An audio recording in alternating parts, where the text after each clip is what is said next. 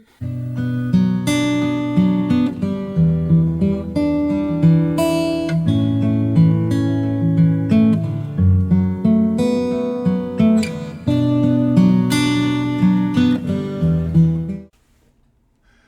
day, everyone. I'd like to welcome you back to Contemplating Catholicism. You don't have to be an expert in economics to know that there's an economy today that doesn't work for everyone. There are certain people who are very happy about the economy today. We've had an increasing number of people who have made their way to the upper class, who make an amount of money that inflation may not make a whole lot of difference because they're the investor class. They have a lot of income coming in from their investments. It's like one Christian financial counselor said recently that in order to for a couple to retire comfortably today, you need to save at least $2 million. And that's great if you can do that. But for those of us who I would call bottom dwellers, for those of us who are at the lower middle class, that's nothing but a pipe dream. That has no bearing in reality for most people today who live in what we might call the lower middle class. In the lower middle class, or of course the poor class, but in the lower middle class, that's an income of somewhere between 30,000 and 60,000, and it's where many blue-collar people live today. It's where many households live, trying to make a living, trying to buy a home, trying to have a family, trying to pay off perhaps some student debt and trying to find a better job, but they're there struggling. That $2 million is unrealistic for many people. It's tough. And even people who are in the middle class today, who are making much more than that, they're struggling all the more. The harder they work, it seems like the worse it gets. Recently, someone shared with me that they were paying, because they're an independent contractor, they were paying $800 a month for health insurance. But because of the changes in the subsidies, that's about to go up to $1,700. 800 to 1,700. They weren't going to be able to absorb that cost. They were saying, well, I'm not going to have health insurance. Many people are like that. We live in an economy that doesn't work for the common good. It works very well for some people. And what I'd like to do in this particular podcast, as I share this today, this YouTube video, is two different models. One model that's not working, and I call this a model that's a debt service economy that's controlled by certain imperial elites. The debt service economy that's controlled by certain imperial elites. It's controlled from the top, and there's not much control at the bottom. And what happens at the bottom is that people have to go into an enormous debt to obtain anything in life. And then I would like to look at another model, which is, I believe, a much better one. And it's a model that used to be more common in America. And that is where there's private ownership and there's a labor economy that's controlled more on the local level or in the family. Not controlled from the top from a few elites, but it's controlled in the family and the community. That's a model that we've lost here in America. Economic control is in many ways beyond our control. It's beyond the control of the family. It's beyond the control of a community, and it resides somewhere else. But let's consider that for a few minutes. This debt service economy that's controlled by imperial elites. Um, the average home today. Take the average home, and I'm somewhat familiar with that because I have a daughter that's a mortgage broker, and I talk to her a lot about it. And we try to keep up some with the real estate market. The average home today costs $288,000. A couple just starting out, maybe they've gone to school, and of course they have school debt. That's part of their economy. And then they want to buy a house.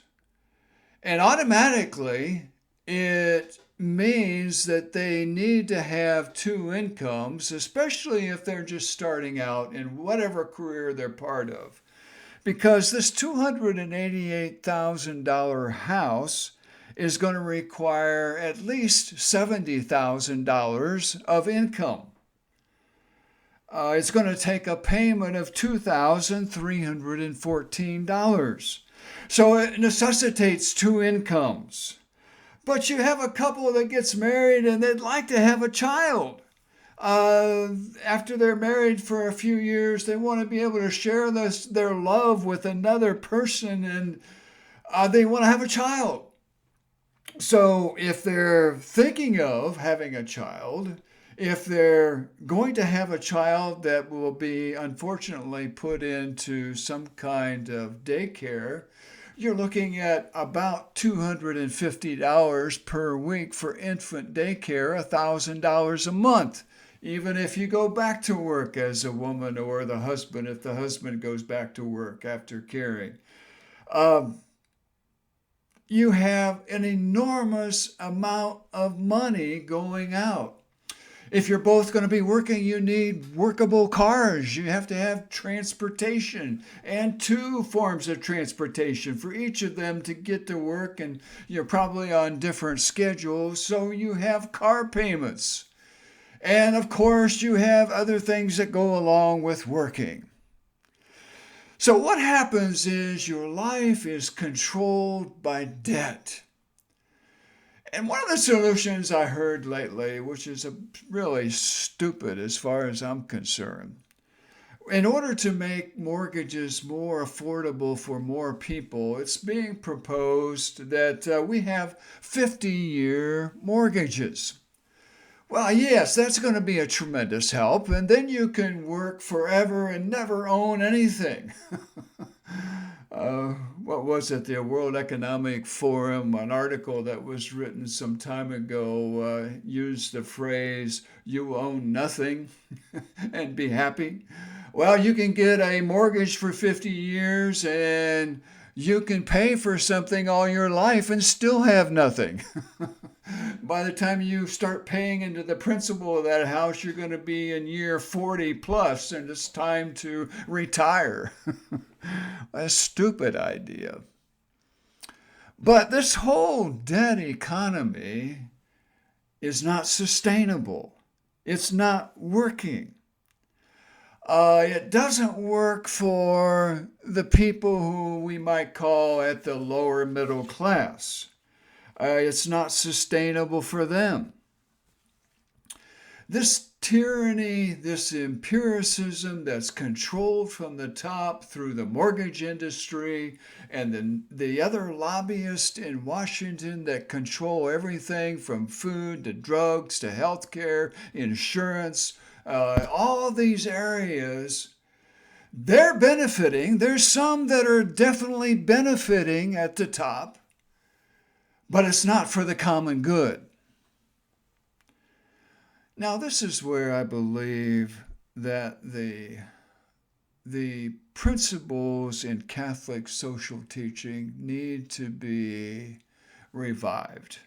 They need to be emphasized again because what we're doing is not working for people at the bottom. It wasn't always that way. When I graduated from high school, you could get a job. You could buy a house. You could have an average job in a factory and buy a house and have a decent used car, get married, be the solo income earner, and you could have children at home. Something happened. And there are many people at the top who are benefiting from it, but those of us at the bottom are suffering for it. And a big part of this, of course, is the value of the dollar, inflation. Inflation, the prices of everything going up. But who controls that? It's not controlled on the local level, it's controlled at the top. It's controlled by those who can manipulate the money supply and the interest rates and who spend far more money than what they take in the government. And we have trillions and trillions and trillions. I guess it's about 37 trillion, way beyond our thinking, but we suffer for it. Wasn't always that way. There used to be a time when a dollar bill was actually worth something. But now, because of onerous inflation, both in housing and food and insurance and health care, in every area, and education, because of inflation, it's killing the lower middle class. And you say, well, so what? I appreciate what Paul VI, this was back in 1967. It was after Vatican II. But Paul VI, he had an encyclical, and it was called Populorum Progressio. Populorum Progressio. It speaks of the importance of the common good and of rich nations using what they have to help other nations. Of course, we don't want to do that anymore. We don't even want to do that to our own citizens, let alone anyone else. But in this particular encyclical by Paul VI, it speaks of the universal destination of goods. It talks about economic liberalism, and that's where the economy is just allowed to do what it wants, and people can make profit without regard to how they make it or who they oppress in the process. And then it talks about revolution and initiative. I appreciate what it says under this particular part of the encyclical. It says, the injustice of certain situations cries out for God's attention. I think we got God's attention. I think many nations of the world have God's attention. Lacking the bare necessities of life, whole nations are under the thumb of others. They cannot act on their own initiative. They cannot express personal responsibility. They're under the thumb of the elites or the elite nations. They cannot work toward a higher degree of cultural refinement or a greater participation in social and public life. They are solely tempted to redress these insults to their human nature by violent means. When people feel that more and more, and the majority of the people at the bottom realize that there's something drastically wrong and they can't participate in the wealth of the nation anymore, they resort to violent means. An apt warning for our day. We're ripe for social unrest because money's been sucked away from the lower middle class and it's been absorbed into an elite class. It goes on to say that everyone knows, however, that revolutionary uprisings, except where there is manifested long-standing tyranny that would do great damage to fundamental personal rights and dangerous harm to the common good of the country, engenders new injustices, introduces new inequities, and bring new disasters. The evil situations that exist and is purely evil may not be dealt with in such a way that even a worse situation results. If this continues, you have a new social warfare going on between the rich and the poor. And that's the rhetoric we hear all the time. We see it in media all the time. It's one party versus the other. It's the rich versus the poor. And it causes revolution. It causes violence in any culture where that exists. And I think this particular encyclical hit the nail on the head. And it's much like what we find in the book of James, where the Apostle James, he speaks of the rich. He says, "Come now, you rich, weep and wail over your impending miseries. Your wealth has rotted away, your clothes have become moth-eaten, your gold and silver has corroded, and that corrosion will be a testimony against you." And what was the cause for this? For the demise of the whole, the rich and the poor, is because those who harvest your fields, they cry aloud. The voices of the harvesters have reached the ears of the Lord of hosts. You have lived on earth in luxury and pleasure, but you withhold wages from those whom you control.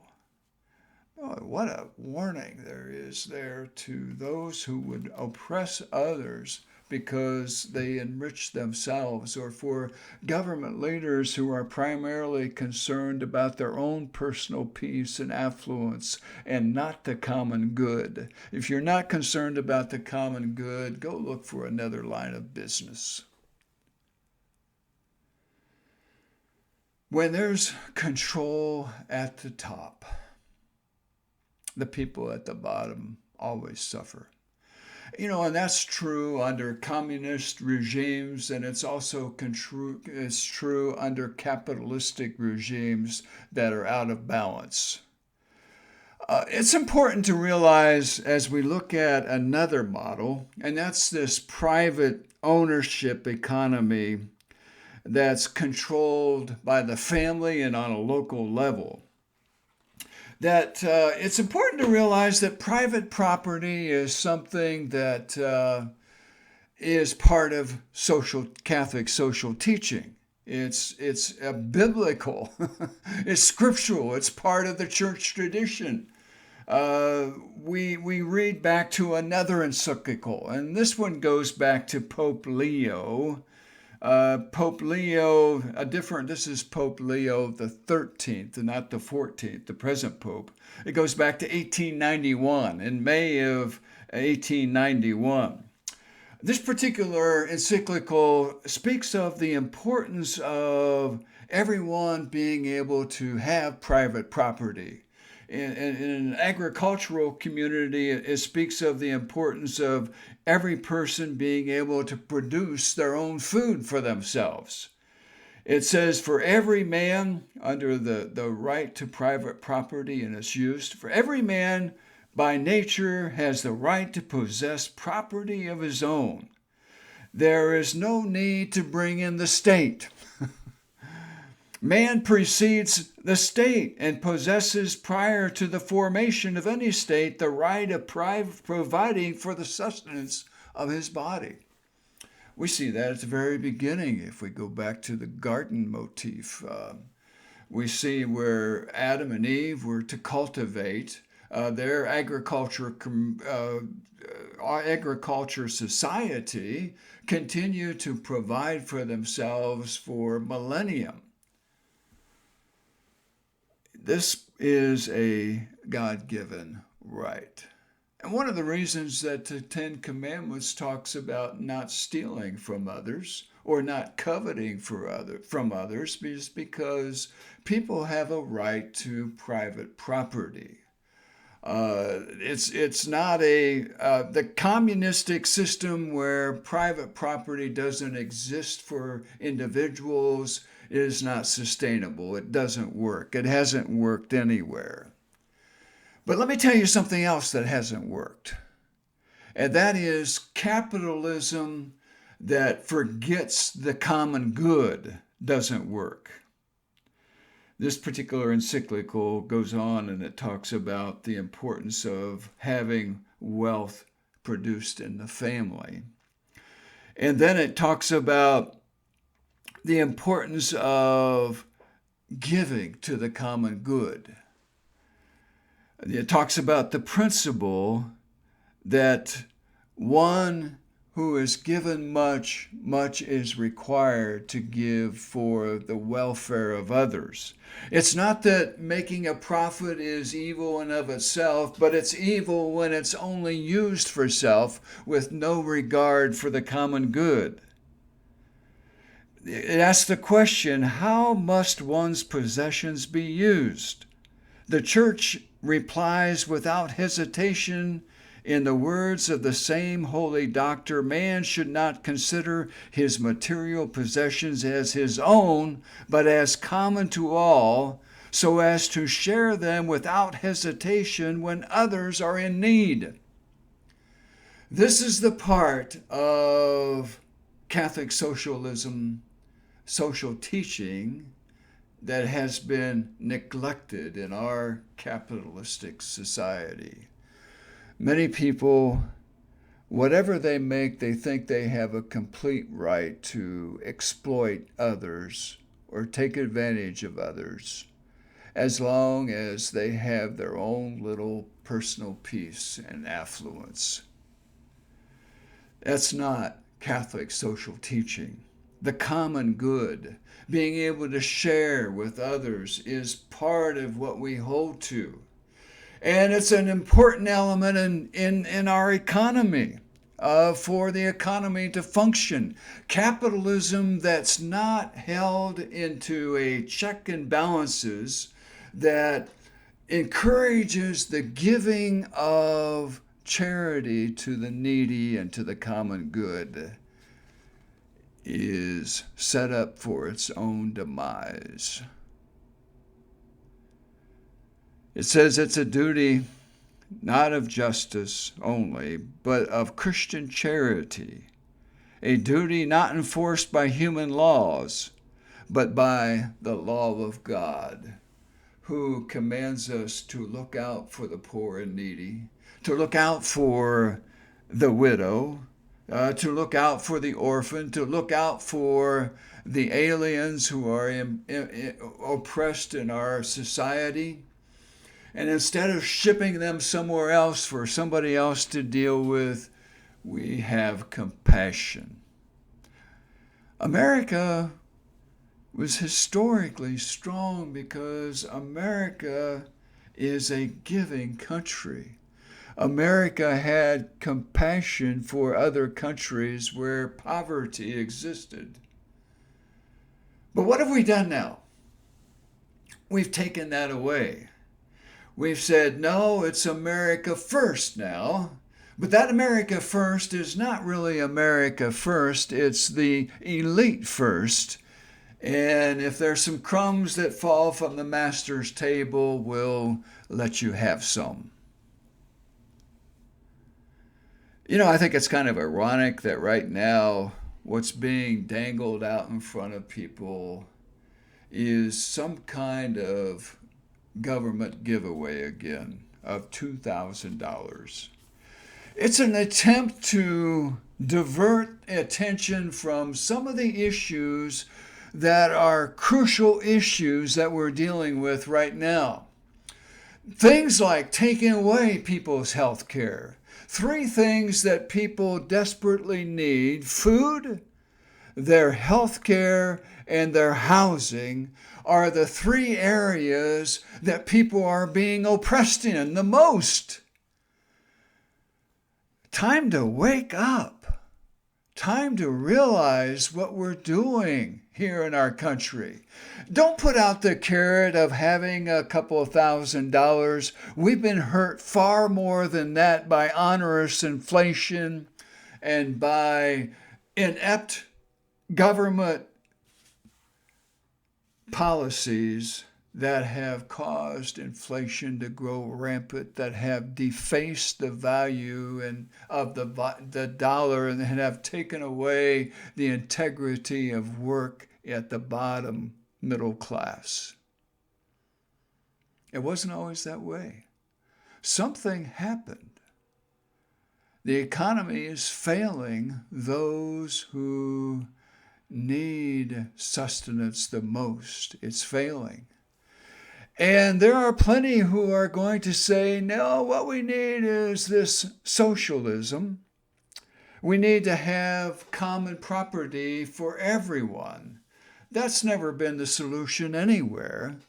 We need incentive for hard work. We need private property. We need private enterprise. But if it's not held in check through the importance of charity for the common good, it will collapse on itself. It's proven over and over and over again. Pray for our economy. Pray for our president. Pray for our Senate. Pray for our House. Pray for our local leaders, that they will recognize the need to work toward the common good, not just for a few people at the top, but for everyone. And that the higher your responsibility, the higher your position, the more responsible you are before Almighty God to see to it that we use our resources for the common good. Thank you for being with me today. I want to go into some more detail about the importance of forming our own economy, our private economies on the local level, in the family, and on the local level. It's so important.